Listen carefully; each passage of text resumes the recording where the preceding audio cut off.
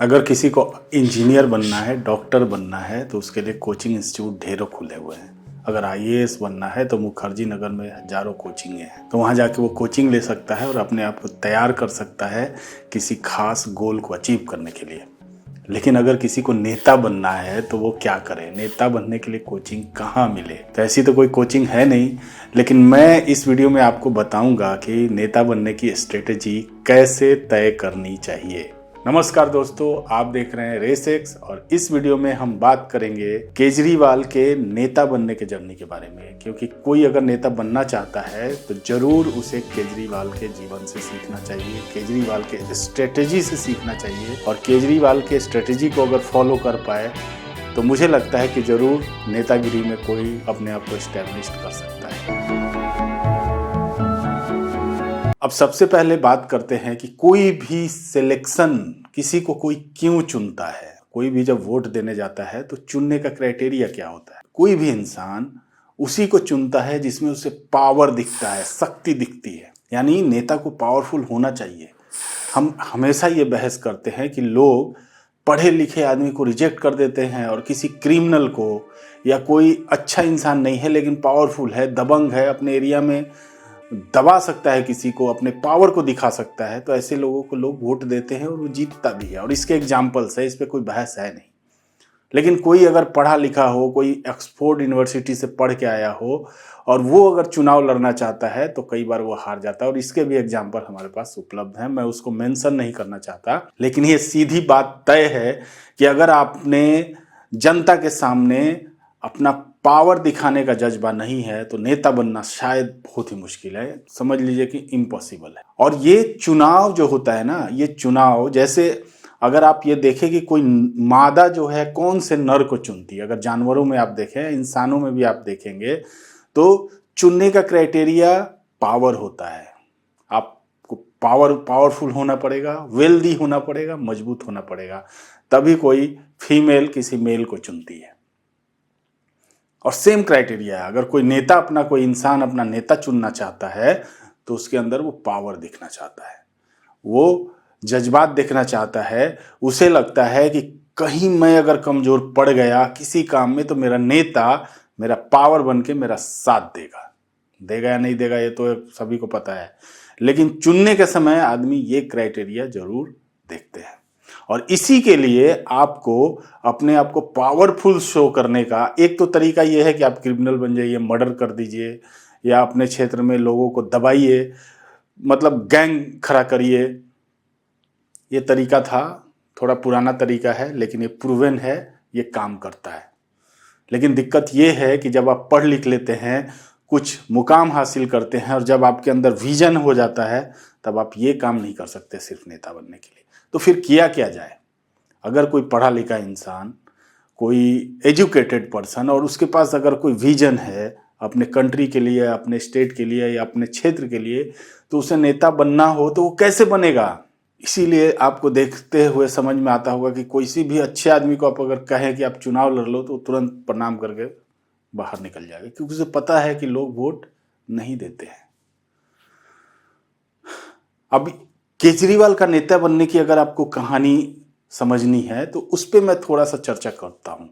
तो देखिए, केजरीवाल के अगर अर्ली समय में जब वो संघर्ष कर रहे थे, जब वो आईआरएस ऑफिसर थे, तब उन्होंने लोगों की मदद करने के लिए एक संस्था बनाई थी, परिवर्तन। और उस परिवर्तन के तहत वो काम करते थे, जिसमें उनके साथी बने थे मनीष सिसोदिया। और उन्हीं दिनों से इन दोनों की दोस्ती बहुत ही अच्छी है।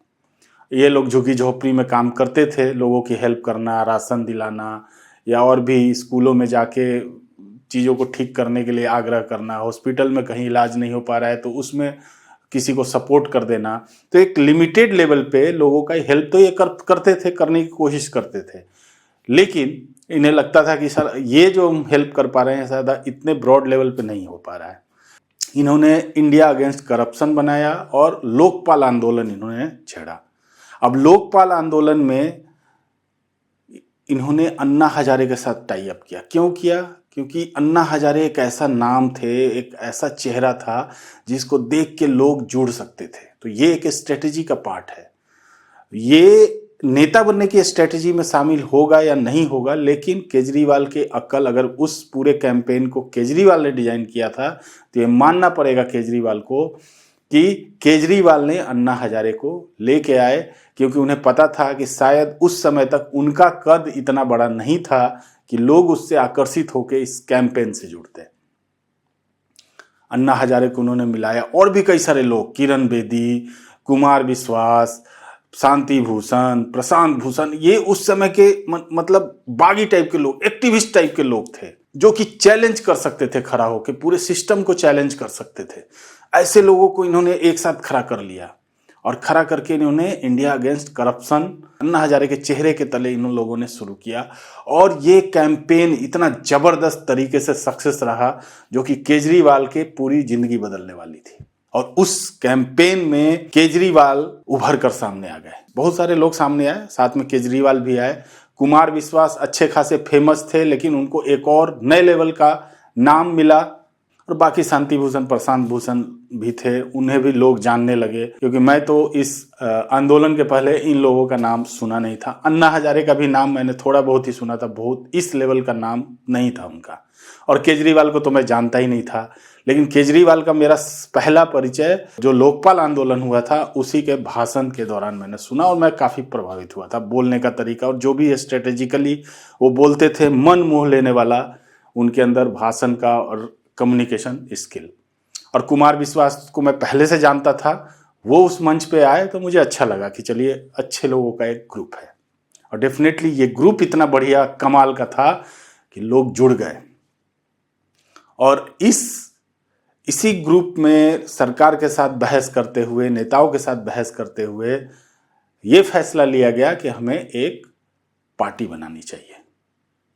और फिर केजरीवाल, सबसे पहले अन्ना हजारे ने इस पार्टी बनाने की घोषणा की, फिर बाद में उन्हें लगा कि शायद ये पार्टी बनाना ठीक नहीं रहेगा, तो वो उस पार्टी से, तो पॉलिटिक्स से उन्होंने अपने आप को अलग रखा। लेकिन केजरीवाल एंड टीम ने, जो उस समय टीम थी जिसमें योगेंद्र यादव शामिल थे, प्रशांत भूषण, शांति भूषण, सभी लोग थे। और ऐसा कहा जाता है कि शांति भूषण ने फंड दिया था उस समय पार्टी को खड़ा करने के लिए। और तब एक पार्टी का गठन होता है, आम आदमी पार्टी। केजरीवाल ने बना ली आम आदमी पार्टी, लेकिन अब उनके पास एक पार्टी थी, दिल्ली था, दिल्ली की समस्याएं थी, और उसमें जीतने के लिए बनानी थी स्ट्रेटेजी, और उन्हें बनना था नेता।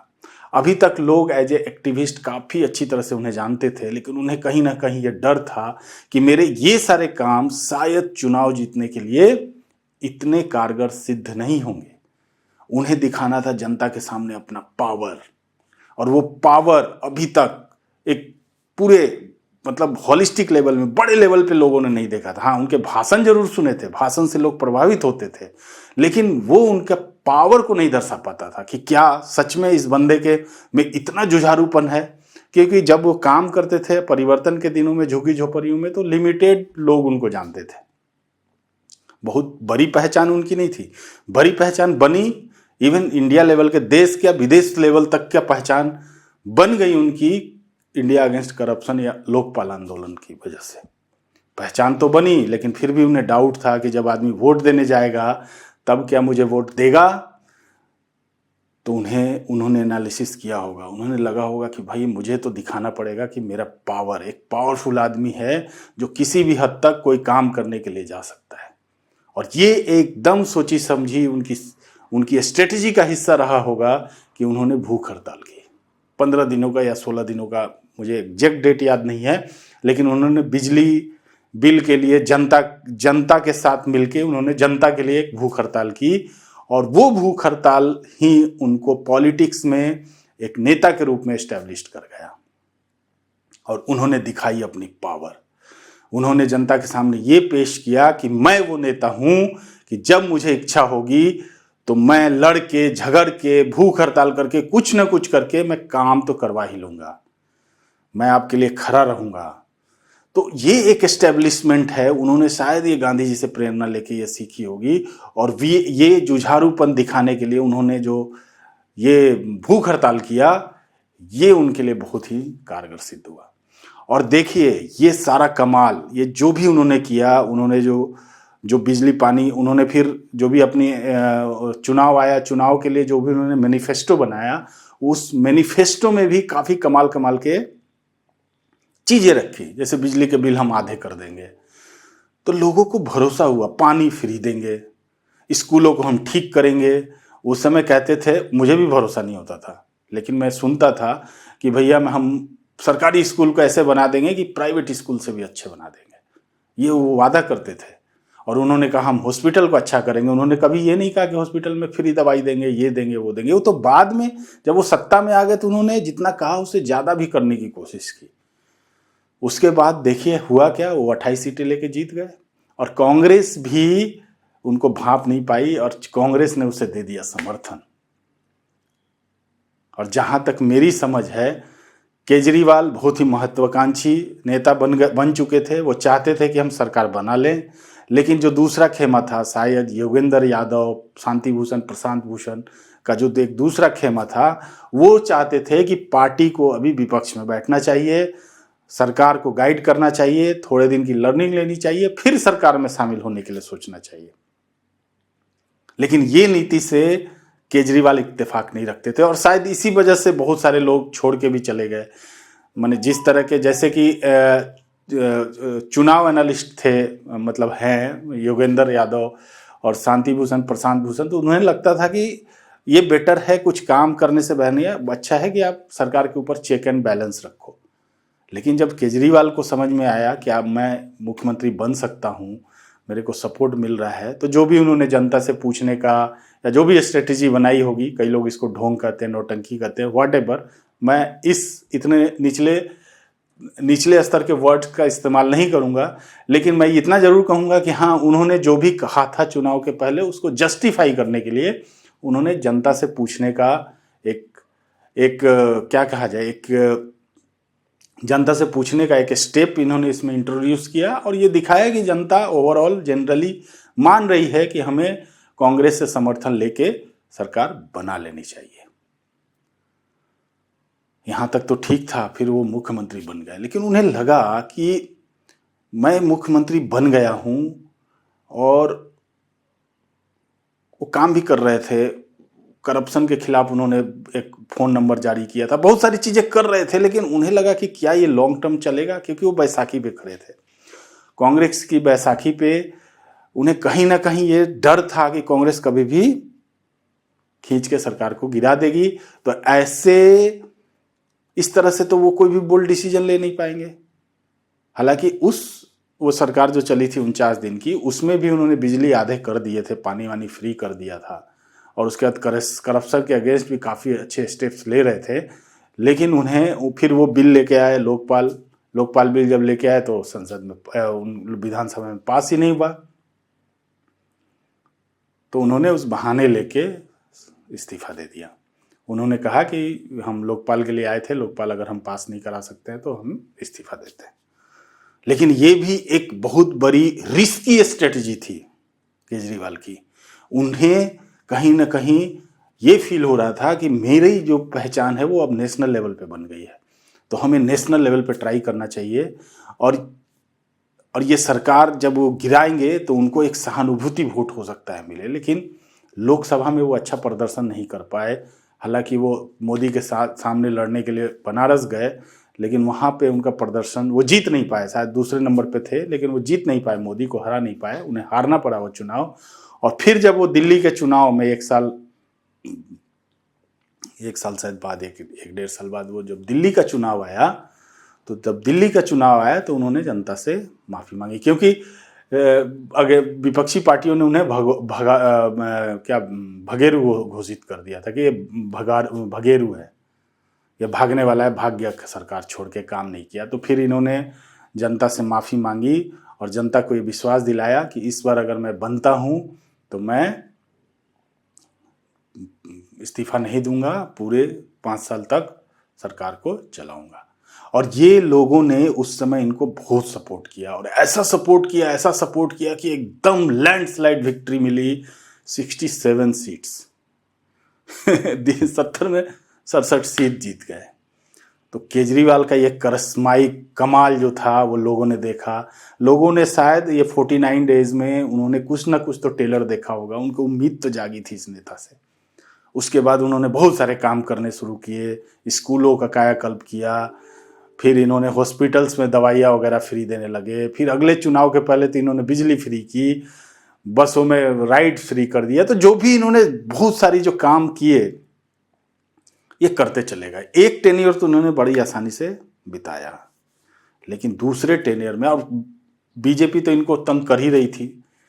बहुत सारे ऐसे आए कि उनको विधायकों का विधायकी जाने पर नौबत आ गई थी, केस वेस सब हो रहा था, तो मुश्किलें तो विपक्ष पैदा कर रही थी। लेकिन ये दूसरे टेन्योर में उनके ऊपर बहुत सारे आरोप लगे, शराब नीति पे, शराब घोटाले में उन पे बहुत गंभीर आरोप लगे, उनके पूरे मंत्रिमंडल पे आरोप लगे, कई लोग जेल गए और फाइनली उन्हें भी जेल जाना पड़ा। और बाद में फिर जेल से जब वो निकल के आए तो आखिरकार वो चुनाव हार गए। तो ठीक है, राजनीति है, चुनाव में हार जीत लगी रहती है, लेकिन उन्होंने अपने आप को नेता के रूप में एस्टेब्लिश कर लिया। 10 साल उन्होंने मुख्यमंत्री रहे और काफ़ी पॉपुलैरिटी उन्होंने गेन की।